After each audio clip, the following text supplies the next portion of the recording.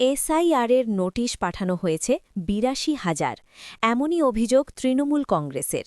আর এই নিয়েই তৃণমূল কংগ্রেসের পক্ষ থেকে আজ ইসলামপুর সমষ্টি উন্নয়ন আধিকারিক বিডিওর কাছে ডেপুটেশন প্রদান করা হয় তৃণমূল কংগ্রেসের পক্ষ থেকে। উপস্থিত ছিলেন ইসলামপুর ব্লক তৃণমূল কংগ্রেসের সভাপতি জাকির হোসেন, যুব তৃণমূল কংগ্রেসের সভাপতি কৌশিক গুণসহ একাধিক তৃণমূল নেতৃত্ব।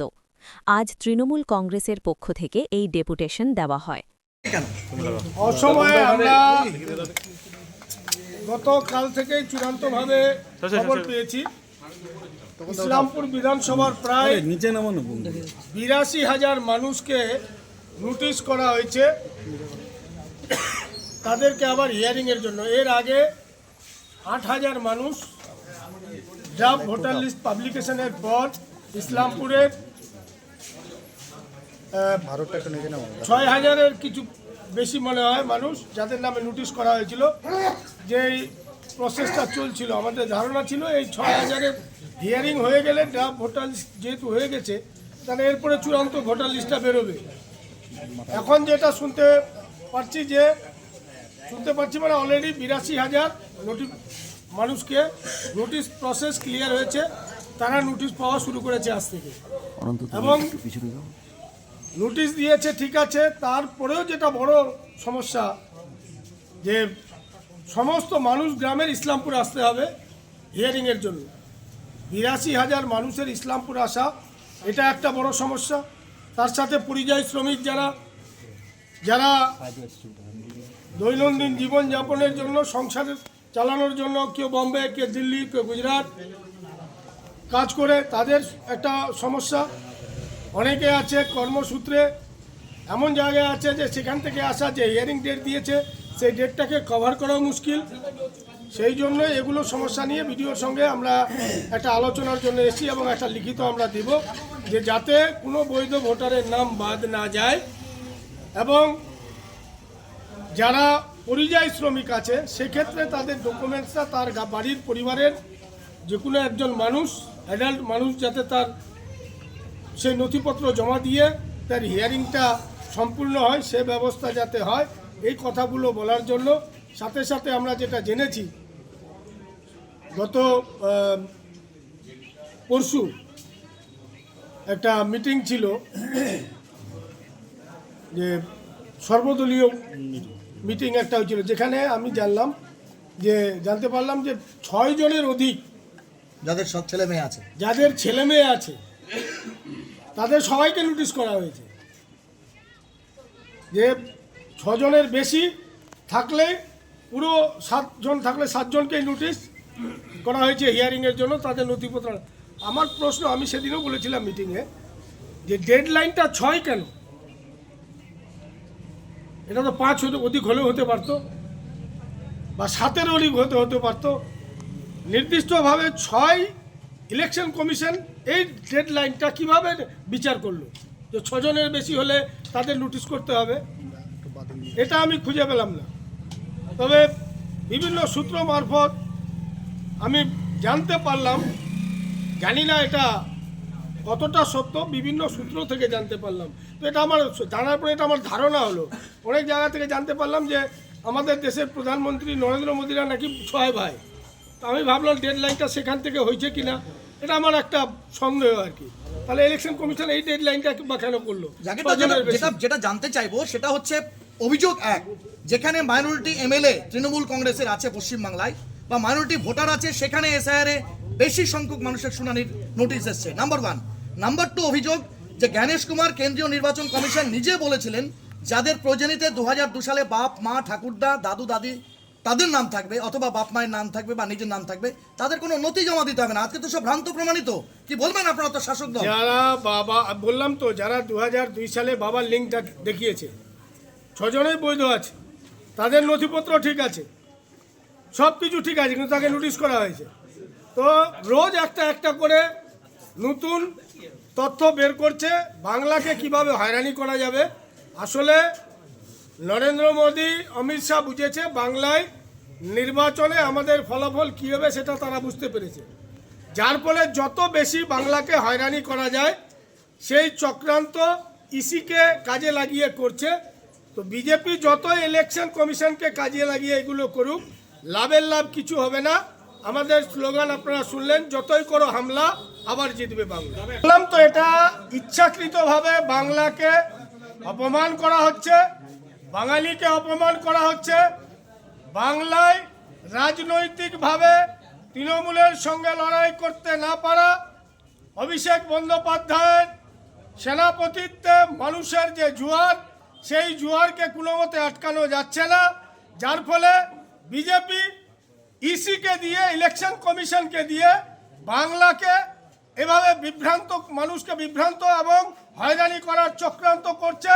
2026-এর নির্বাচনে বাংলা এবং বাঙালি এই বিজেপি এবং ইলেকশন কমিশনকে কড়াই গন্ডাই জবাব দেবে। ইডির হামলা নিয়ে আপনাকে প্রশ্ন করব। ইডি আজকে সুপ্রিম কোর্টে বলেছে তাদের আরো কিছুদিন সময় চাই, তাড়াহুড়া করার কোনো দরকার নাই। প্রসঙ্গ ফাইল ছিনতাই মুখ্যমন্ত্রী মমতা বন্দ্যোপাধ্যায়। দেখেন, প্রসঙ্গ ফাইল একটা নির্বাচনী প্রক্রিয়া চলছে। সবাই জানে যে আইপ্যাক তৃণমূলের পরামর্শদাতা হিসাবে একটা এজেন্সি কাজ করছে। বুথ থেকে যে সার্ভে রিপোর্ট, বিভিন্ন এলাকা থেকে যে সার্ভে রিপোর্ট উঠে যাচ্ছে, সে তার নথিপত্রটা আইপ্যাকের অফিসে নিশ্চিতভাবে থাকবে, কারণ তারা যেহেতু কাজ করছে।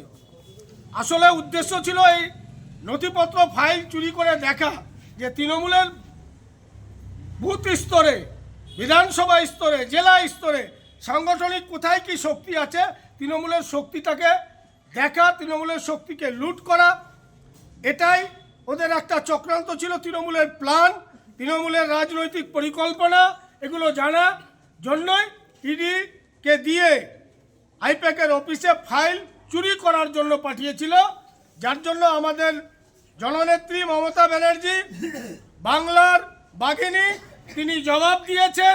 আগামী দিনে তারা এই যে উদ্ধত্ত দেখিয়েছে, যতই এই টাইপের উদ্ধত্ত দেখাবে, তার উচিত জবাব বাংলার বাঘিনী দিবে। দিতে আসছি, দেখবেন প্রতি বুথে আগে 50 জন, 100 জন, তারপরে হচ্ছে কোনো বুথে 150 জন, 85 জন, এরকম করে নোটিশ এসেছিল। এবার গোটা ইসলামপুর বিধানসভা জুড়ে শুনলেন আমাদের নেতা জাকিরবাবুর কাছে যে 85,000 নোটিশ আপনারা বাড়িতে বাড়িতে দিচ্ছে। সেই সমস্ত লোককে আমাদের ইসলামপুরে আসতে হচ্ছে। কারো বাড়ি আগডিমটি খন্তি, কারো বাড়ি সুজালি, কারো বাড়ি গোবিন্দপুর, কারো বাড়ি পণ্ডিতপোতা 1, পণ্ডিতপোতা 2, এত দূর দূর থেকে যে গ্রাম বাংলার মানুষ, বয়স্ক মানুষ, 85 বছরের বৃদ্ধা, 90 বছরের বৃদ্ধ, তারা আসছে, যারা বিকলাঙ্গ তারাও আসছে, দেখে মায়াও লাগছে। আজকে 7-8 হাজার করে লোক ডেলি হচ্ছে বিডিও অফিসে আসছে, কেউ এসডিও অফিসেও যাচ্ছে। এই ধরনের যে অরাজকতা কেন্দ্রীয় নির্বাচন কমিশন করছেন, আমরা জ্ঞানেশ কুমার বলি না, আমাদের মুখ্যমন্ত্রীর ভাষায় আমরা বলবো ভ্যানিশ কুমার। আর যেভাবে আমাদের চলচ্চিত্র, বাংলা চলচ্চিত্রের নায়ক দেবকে নোটিশ পাঠাচ্ছে, তারপরে অমর্ত্য সেন, যিনি হচ্ছে আমাদের বাংলার গর্ব, আমাদের বাংলা না আমাদের দেশের গর্ব, তিনি নোবেল পুরস্কার পেয়েছে, তাকে নোটিশ পাঠিয়েছে। মোহাম্মদ সামি, যিনি বিশ্বকাপ জয়ী ক্রিকেটে, তাকে নোটিশ পাঠাচ্ছে। মোহনবাগানের টুটু বসু থেকে আরম্ভ করে অনেককে নোটিশ পাঠাচ্ছে। এই নোটিশ পাঠানোর কারণ হচ্ছে বিহারে বিজেপি লক্ষ লক্ষ ভোট বাদ দিয়েছিল নোটিশ করে, সবাইকে এসআইআরকে কেন্দ্র করে লক্ষ লক্ষ লোক ভোট বাদ দিয়েছিল।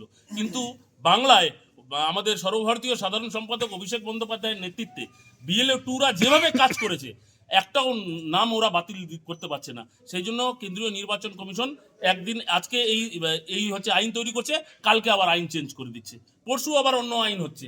এইভাবে তারা বাংলাকে চক্রান্ত করে আটকাতে চাচ্ছে। বাংলাকে এইভাবে আটকানো যাবে না। বাংলা 250টার বেশি আসন নিয়ে আবার চতুর্থবারের মতো মুখ্যমন্ত্রী মমতা বন্দ্যোপাধ্যায় আসবে। এই মঞ্চ থেকে দাবি নিয়ে আমরা বলতে পারি, যতই করো হামলা, আবার জিতবে বাংলা। ডেপুটেশন এখানটায় দেওয়া হয়েছে, তো সে বিষয়ে কি মানে আপনার ওনারা ডেপুটেশন যেটা দিয়েছেন, এক হচ্ছে যেটা লজিক্যাল ডিসক্রিপেন্সি হিয়ারিং হবে 82,000 জনের মতো হতে চলেছে ইসলামপুর ব্লকে।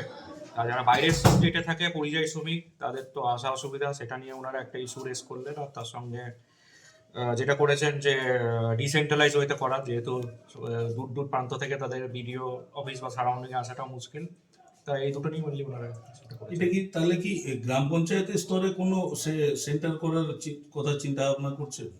আমরা ইলেকশন কমিশনকে প্রপোজাল পাঠিয়েছি, যেহেতু নো লিঙ্কেজ হিয়ারিং এর নাম্বারটা কমই ছিল, লজিক্যাল ডিসক্রিমিনেন্সি তো অনেক বেশি। তা গ্রাম পঞ্চায়েতের স্কুলের নাম আমরা প্রপোজাল পাঠিয়েছি, ওরা অ্যাপ্রুভাল হলে আমরা ওইখানেই শুরু করবো। তো এত পরিমাণ নোটিশ একটা বিধানসভা কেন্দ্রে কি মানে এটাকে কিভাবে দেখছেন স্যার? এটা কিছুটা লজিক্যাল ডিসক্রিমিনেন্সি, নেম মিসম্যাচ, বা যেখানে বাবা বা ছেলের এজের ডিফারেন্স 50-এর বেশি 15 এরকম এসছে। তা মোটামুটি যদি সবগুলো বিধানসভাতে এরকম একটা হিউজ নাম্বারের এসেছে। তা আমরা সেরকম ইলেকশন কমিশনের যে গাইডলাইন আছে সেই মেনেই এগুলোকে ডিসপোজ করবো, এবং ভোটাররা যাতে অসুবিধা না হয়, তারাও যাতে নির্বিঘ্নভাবে করতে পারে, সেটা আমরা খেয়াল রাখবো। আজকে তো শুধু তৃণমূলের পক্ষ থেকে ডেপুটেশন দেওয়া হলো, এটা কি অন্য অন্য কোনো রাজনৈতিক দলের তরফ থেকেও এই একই দাবি এসেছে? আমরা অল পলিটিক্যাল পার্টি মিটিং করেছি এটা নিয়ে। তা সেখানেও যেহেতু বিশাল সংখ্যক লোক তাদের মানে আশা নিয়ে, ব্লক অফিস বা তার সারাউন্ডিং আশা নিয়ে, এটা নিয়ে অবজেকশন করেছে অনেকেই। গর্ভবতী মহিলাদের ক্ষেত্রে কি ব্যবস্থা নেওয়া হচ্ছে এই নোটিশ থেকে? গর্ভবতী মহিলাদের ক্ষেত্রে যদি ওনারাই খুবই অসুস্থ হন, তাহলে একটা হতে পারে ওনাদের হোম হিয়ারিং করা, বা ওনারা যদি কোনো ফ্যামিলি মেম্বারকে পাঠিয়েও করে, আমরা কনসিডার করে দেখবো। ঠিক